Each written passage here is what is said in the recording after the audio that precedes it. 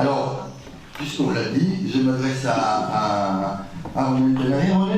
Ronen enseigne donc dans les Terminants et il va parler de la question de développement, le développement urbain. Le développement urbain, sachant que Haïfa est une grande ville palestinienne, parmi les plus grandes villes palestiniennes d'avant 1948, et était bien une ville d'une petite minorité. Et donc, ma question, ce serait, mais comment la planification urbaine, le développement de la ville crée en réalité la visibilité de l'apartheid. Là, on n'est pas dans la légalité, la question de la légalité sous-jacente, mais la visibilité. Donc, my question is that, what will be my question is that, how the urban planning and the city development makes apartheid visible in Haifa. And because you are coming from the visual culture and from architecture, so let's speak image a little.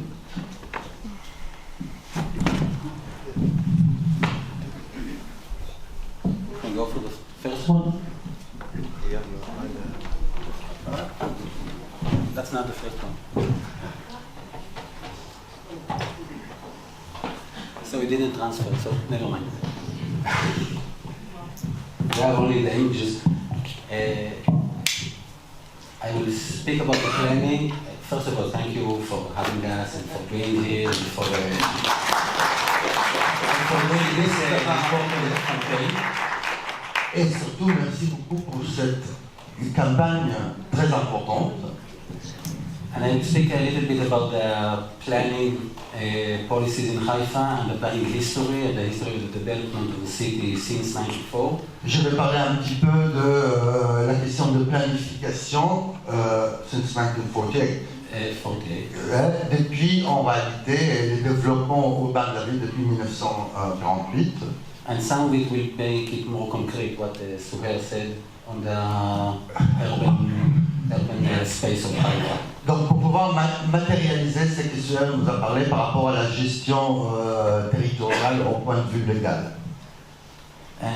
So just to begin, to set the ground, I think that what we can see in Haifa, we have the basic principles of a settler colonial urban space. Ce que nous voyons à Haïfa, on a la base, en réalité, les fondamentaux de ce qu'on appelle en réalité les colonialismes de peuplement.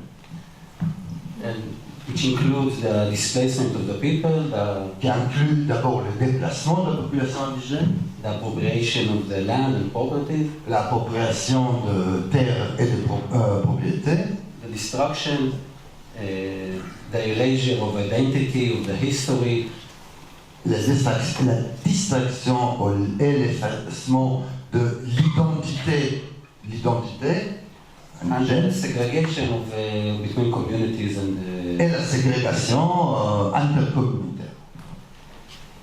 And I think that what's important, if you want to look, we look about the history, but if you want to think also of today, so what's missing here is a statement from the government, the Haifa municipality from a few years ago.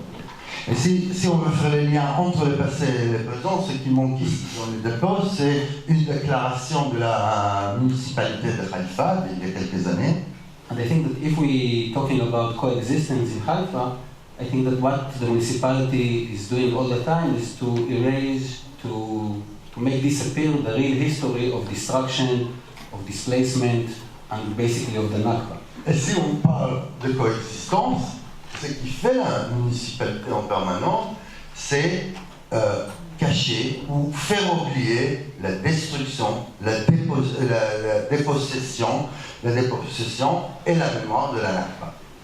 So the statement of the government, of the municipality, when they're talking about the redevelopment, the regeneration of the downtown of Haifa, which used to be until 48 the core of the city. Donc, la déclaration de la mairie de Haïfa, de la municipalité, quand il parle de développement, de la rénovation, de la gentrification des quartiers de bas-ville de Haïfa, qui est la vieille ville palestinienne vidée en 48. So we're talking about how the city was developing through the years, and then suddenly, in a miraculous way, it just changed.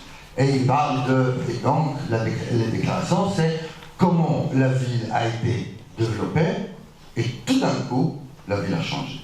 And now they're coming to renew it, to make it without talking about what distracted the Et donc, world. la municipalité vient pour rénover sans parler de la raison qu'il faut rénover.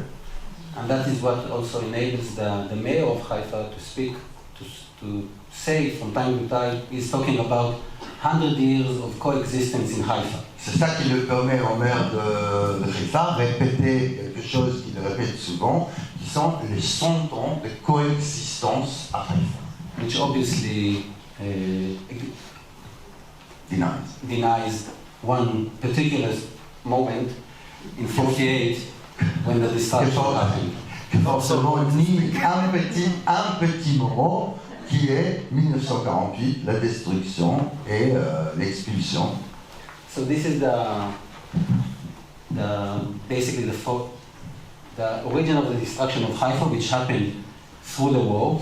Ça c'est l'image de la destruction de Haïfa qui s'est passée pendant la guerre, which took only a few days. Qui n'a pris que seulement quelques jours. But following that, and we have another thing missing, but if you can go to the next one. So after that, what we see here in the circled area. Après ce que nous voyons là à l'intérieur du cercle. This is where the old city, where the original city of Haifa was built. Voilà de où l'origine, ça c'est la vieille ville, de où la cité de Haïfa a été construite. The area which now is being redeveloped. Ça c'est la région qui maintenant, ça c'est les quartiers qui maintenant est redéveloppé. Which was all being destructed in the following month after the war. Qui en réalité a été détruit dans les mois qui ont suivi la guerre. Because as they said at the time, the displacement and the Palestinians that were expelled from the city makes a good opportunity to develop the city. This is something that has been said in 48. Donc, comme il disait déjà en 48 que les déplacements français, les déplacements forcés donnent une magnifique opportunité de développer la ville. So this is what the beginning of the destruction, and around that time, the first few years after the 1948, after the Nakba, what we saw in Haifa is the creation of the segregated city. Donc ça c'est dans les années qui ont suivi, en réalité ça, donc on parle là des années 50, c'est qu'on va développer, ça en réalité la réalité de la ségrégation au sein de la ville de Haïfa. All the few Palestinian residents that were left in Haifa, which was about 5% of the Palestinians that lived there before. La population qui est restée à Haïfa après l'expulsion de 48, qui représentait 5% seulement de la population palestinienne, donc c'est les 5% de survivants rescapés de la nation. 3,000 people, 3,500 people. On parle de 3 500 personnes. They were all concentrated within more or less one single neighborhood. Ils étaient tous concentrés dans un seul quartier, qui est une petite vallon, comme ici, qui s'appelle le Wadi Nisnas. And were de facto under a military regime, Et ils étaient sous un régime militaire for the few first years after the Nakba. Qui était pendant les premières années sous la Nakba. Le régime militaire, c'est un peu le régime qui existe aujourd'hui dans les territoires de 67. And the other side of that was the legal system that Suhair was speaking about, and most important was the absentees law. Alors à ça, donc derrière ça, il y avait le système légal dans lequel on a entendu se parler, et peut-être la loi la plus importante, c'est ce qu'on appelle la loi des biens des absents. Which enabled the government and the municipality to appropriate all the properties of the Palestinian refugees and turn them over to Jewish property and Jewish habitat. C'est cette loi qui a permis aux autorités israéliennes, le gouvernement et la municipalité de Haïfa, exproprier les biens des réfugiés en réalité palestiniens et les attribuer à des migrants juifs. One example of this practices is Wadi Salib, was one of the major Palestinian neighborhoods until 48. Un des exemples, c'est le cas de Wadi Salib, qui était un des quartiers principaux palestiniens de Haïfa, which was first newly inhabited by new immigrants, new Jewish immigrants, mostly from Morocco. qui a été habité d'abord, donc après qu'il avoir été visité, par des migrants juifs, majoritairement venant de Maroc, which also suffered from inequalities and que eux-mêmes ils ont souffert de inégalité et discrimination, discrimination, yeah, which then turned to the next level, next stage, when they too were displaced from that neighborhood. Donc, au niveau de la deuxième phase, eux-mêmes ont été déplacés de ces quartiers. And for many years, Wadi Salib, like other places, other prior Palestinian neighborhoods, was just left in desolation like this. Et donc, dans les années qui ont suivi, donc, ces quartiers ont été laissés à l'abandon, dans cette désolation, comme l'exemple que nous voyons. And one more. So, for many years, what you saw in Haifa, this is Wadi Salib until a few years ago. Ça, c'est une image de Wadi Salib, encore il y a quelques années. So, for many years, what you saw in Haifa were the relics and what's left of these Palestinian neighborhoods. Donc, ce qu'on voyait à Haïfa pendant des années, c'était les reliques, en réalité, les ruines de ce qui était les quartiers de Haïfa. So the history was very present, but not talked about, not spoken. Donc, l'histoire était extrêmement présente, visuellement. Par contre, on n'en parlait pas. And the next stage was when the government started to demolish these areas. Donc, la prochaine étape, c'est quand le gouvernement local commence à démolir. And to build over that, over Wadi Salib and over the old city that was destructed in 48. First, the major rebuild was of the public buildings, like. Donc la mairie a commencé un projet d'urbanisme forcé, urbanisme forcé pour lequel le premier était des institutions et des bâtiments gouvernementaux. Je vais ajouter de ma part, je ne peux pas m'empêcher. Ça me rappelle un article d'un grand intellectuel palestinien qui s'appelle Joseph Massal, qui parle des phallus-stines. Voilà. This was the government offices until recently when it was hit by an Iranian missile. Donc ça c'est le bureau gouvernementaux. Les bâtiments il est comme ça jusqu'à juin 2025 quand il a été touché par un missile iranien.